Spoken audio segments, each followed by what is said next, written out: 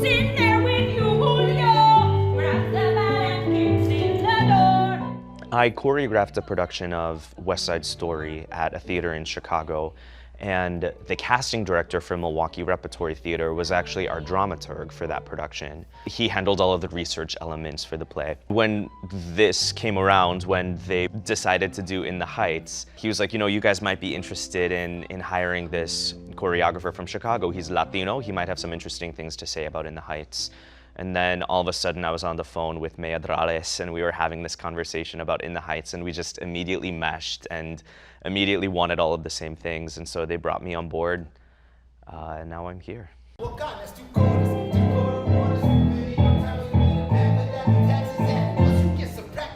I found acting early in school. You know, we used to do the school plays and stuff like that, and always got into first plays and then musicals. And this piece specifically was really the first piece that I saw on Broadway and heard music at an earlier age in my teens or my early 20s.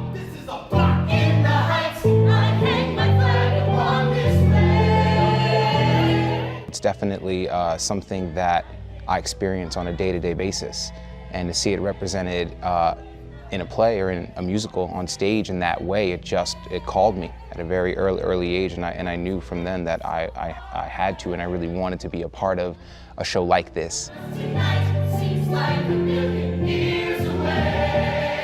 What this piece exemplifies is the meaning of home and what that is. I mean, home, a lot of times we think it's the place I was born or the place that I grew up, and those things may be true, but home can be anywhere. Home can be where you keep your heart. And In the Heights focuses on one specific neighborhood at one specific moment in time where that was happening, and it opens with these three storefronts all sort of realizing that they have to leave.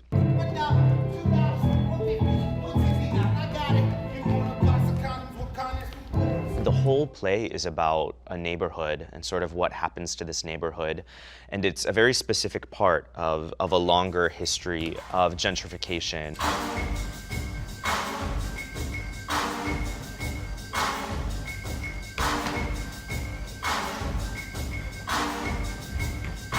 I am generating all of the material for the play. We're not doing any of the original from Broadway. That was choreographed by a man named Andy Blankenbuehler. He's really good. But it was really important to me and also to May, the director, that we develop a language with the dancers. So our biggest inspirations are definitely hip hop and salsa, and you know, every kind of social dance that's about community. You know, hip hop is about community, salsa is all about community, and the play is about community. I play a bodega owner. His name is Usnavi de la Vega. He's the epitome of hard work in the community. He's a staple, he's a cornerstone. He pretty much is the one character that connects everybody in this community through various reasons. He has family in the show. He has his abuela that he lives close by. He has a cousin who works with him.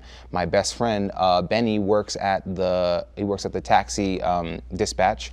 Right next door, there's a salon down that has all kinds of characters. The show does a great job of showing you how much life can exist in a one-block space. And Usnavi is there to serve as our narrator and really bridge the gap between the audience and what's happening on stage, because this is really a love note to New York and to Latin culture. We're doing this piece in the hopes that we get to educate audiences on things that they might not know the most about. It smells like one of those trees that hang from the rear view.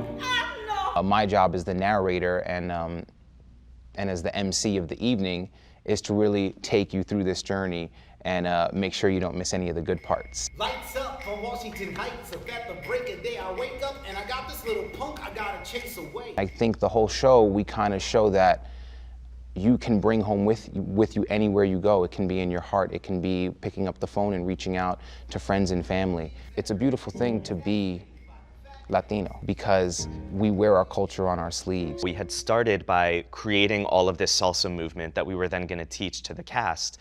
And then we very quickly sort of punted on that, and we're like, that's not really going to help us. You know, giving people moves to do isn't really going to create the sense of spontaneity, the sense of spirit, the sense of community that we really want.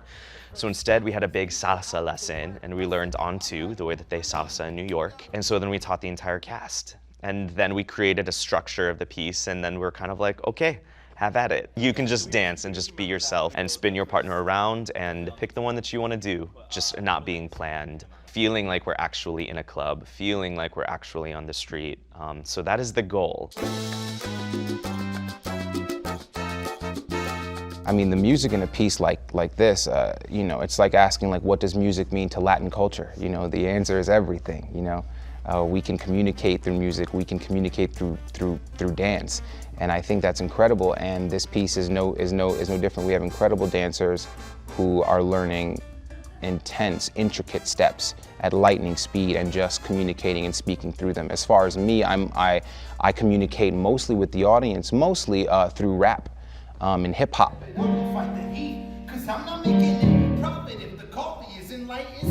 To me, there's nothing more expressive and more connective than a rap music and hip hop, because you really get to put everything else aside and focus on the message and the story. The dance really supports that story. It supports the struggle. It's, you know, oftentimes we just create these emotional environments that sort of reflect the hard work, but then also the resilience and the incredible joy that comes with being Latino and owning your culture and owning your history and where you came from and the family that you represent, whether they're here in the States or they're back home.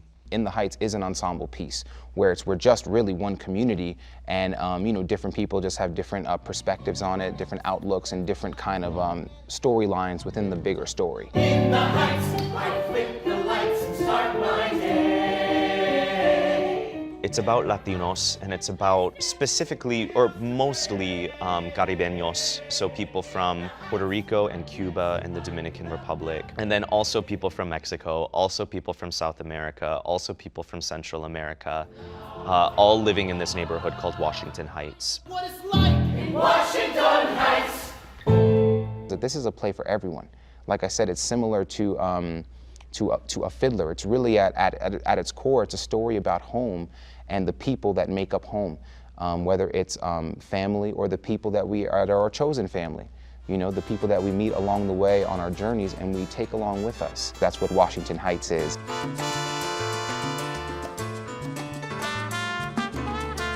I had spent most of my musical theater career, you know, having to look at 100 years worth of musical theater history and having people sort of, you know, be like, okay, well, like, you're Latino, so like you can play Paul in a chorus line, or you can play Bernardo in West Side Story, and let's see, who else? You know, and just like trying to come up with like the maybe 5 Latino roles in musical theater. Growing up in the Midwest and existing at this weird intersection of things and being Midwestern, but also being Hispanic and having immigrant parents, but being a United States citizen, all of those things sort of come to a head when you're young and trying to figure out who you are.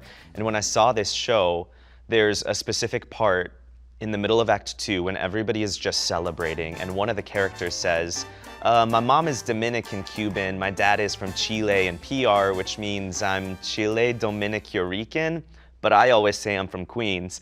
And I think I was 20 years old and I immediately started crying because I was like, that is me. Like, that's me exactly, with my complicated story that I'm always having to explain to my friends.